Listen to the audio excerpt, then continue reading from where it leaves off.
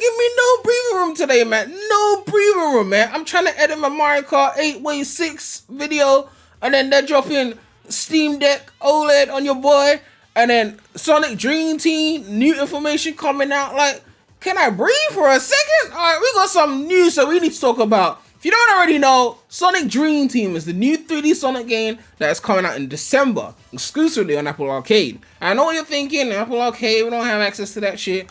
Don't worry, based on the way things are going, I wouldn't be surprised if it gets a multi-platform release next year. Remember all the documents said that next year we're getting a game in the spring for the mobile.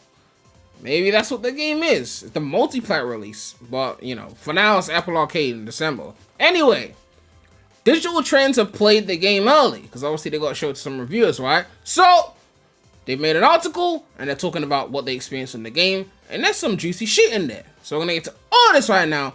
But if you subscribe to the channel already, please make sure to subscribe, okay? So, let me pause that.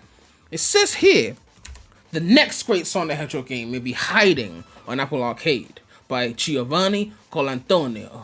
Okay. Love it or hate it, you have to respect the Sonic the Hedgehog series. SEGA and Sonic Team refuse to get stuck in the creative rut.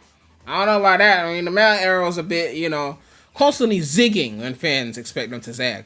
Last year, the series took an unexpected open zone pivot with Sonic Frontiers, only to return to a familiar but boring and basic as fuck 2D platforming with this year's Sonic Super Mid. Just 1 month after that game's release, the Blueverse take another surprising turn with Sonic Dream Team. Okay, no expansion, okay, well done for you.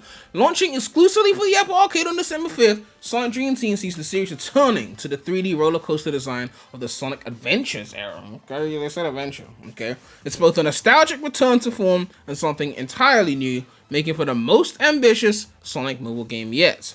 It's not the project I'd imagine anyone was expecting, but it might just be the one that fans have been waiting for. I went hands-on with Sonic Dream Team and Apple Showcase events, so it's like an Apple event. Apple are really knee deep in this shit. Like, they're playing at Apple events, playing both on an iPad with touch controls and on a TV with a controller. The project properly replicates the feeling of Sonic's early 2000s adventures with fluid. They really hopping on this early 2000s shit. With fluid, snappy races through levels with multiple paths. That might give Apple Arcade another secret weapon, as it's already shaping up to be one of the more fun Sonic experiences since Sonic Mania. So the first fun thing since Sonic Mania? Okay, I'm joking. Frontiers was good. Okay, don't come for me. Fanboys, leave me alone. Rolling around. The speed of sound. Sonic Dream Team is a 3D adventure where Sonic and his pals zip through winding levels of several pathways. Okay, several pathways. The amusement park gameplay is familiar, with characters homing in on enemies and objects with the press of a button and fluidly jumping between obstacles. Developer SEGA Hardlight gets the formula exactly right, according to Digital Trends, what they think exactly right is, by strongly magnetizing characters to objects. When I jump between rails, I don't have to worry that I'm going to overshoot. Movement largely feels consistent, and it's where the studio's experience with making tight infinite runners is most apparent. You got the screenshot you already saw before. Structurally, Dream Team bears a surprising resemblance to classic 3D Mario games. When I select the level, I actually get a row of different missions that have me completing various objectives in that stage. How is that just Mario though? Like, Sonic does that as well. In one level, I simply have to get to the end as leisurely as I choose. Another variant has me racing through checkpoints as fast as I can, while the third has me collecting keys hidden through.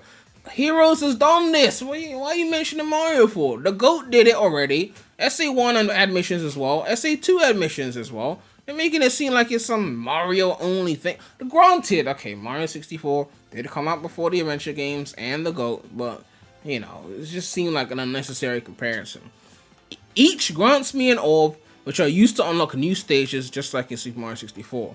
So you gotta use the collectibles to unlock the next stage. Okay.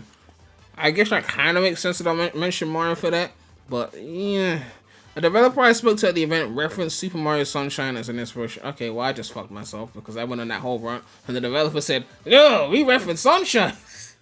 Clearly, there was a reason for that then. Okay, my bad. Okay, I take the L on that one. They mentioned Sunshine as an inspiration, and that very much shows. He also name-checked Tony Hawk's Pro Skater, which is surprisingly apparent. Pro Skater is apparent here? Because of what, the rail grinding? I'm really confused now.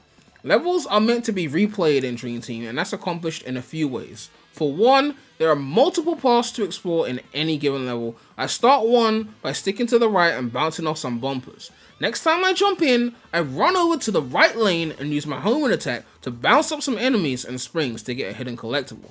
Each level has 5 red stars, okay, so we're going to be collecting red star rings, and a handful of hidden blue coins. Okay, now it's Mario, now hidden blue coin, okay, now it's Mario, okay. The Mario comparison was warranted. I can also hold down the dash button to get a boost forward, so you can boost, which allows you to run up walls and access secret areas, okay?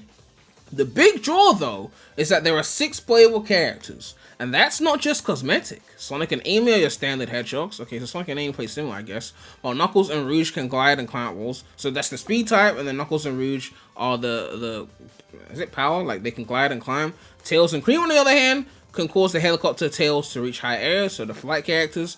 Levels are designed with pathways specific to those different abilities. In one level, I find a wall that I'm unable to climb as Sonic. I load back in as Knuckles, and suddenly I'm taking an entirely different path through the stage, which has me gliding between walls. So some people are saying this game was like Sonic Heroes, where you can switch characters on the fly. It doesn't sound like it's on the fly, because he said he loads back in as Knuckles, so you have to re-enter later as a different character.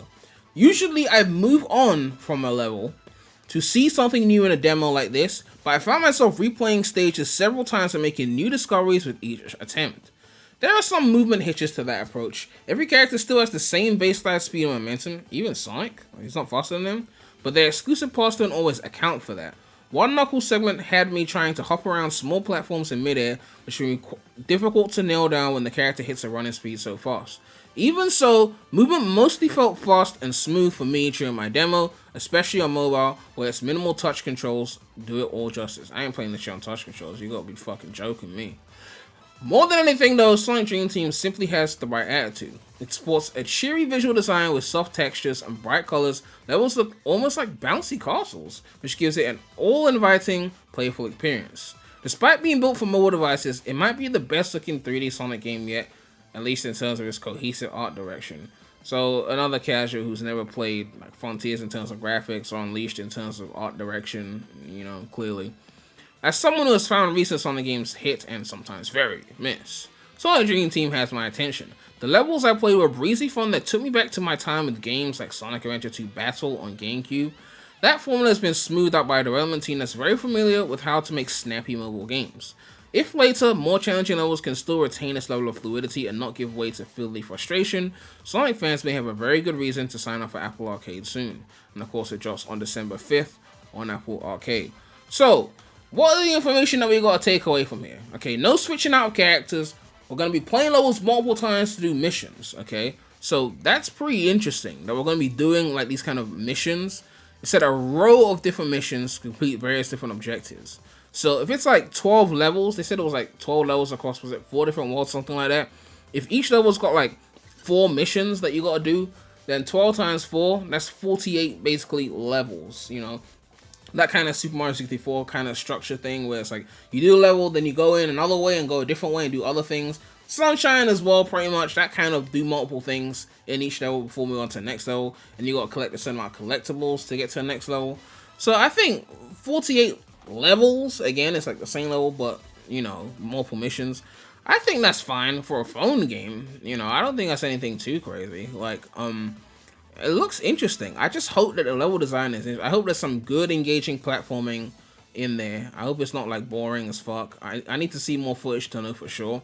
But right now I haven't seen any major flaw from the little footage that we've already gotten. I don't like the fact that they're using the classic Bandits. Like, Modern has always had way more interesting enemies. I don't know why they want to use classic Bandits in this shit, you know. But aside from that, I'm loving the art style of the game. And I'm looking forward to seeing more gameplay, which I'm sure we'll see soon, because in less than a month, that shit's happening, you know? God, there's so much shit. So much shit is happening, man. Like, it's a hectic period. GTA 6? Like, I mean, I'm sorry. It's a Sonic channel. We don't talk about that blasphemous bullshit, okay? I'm sorry. But I'm looking forward to seeing more.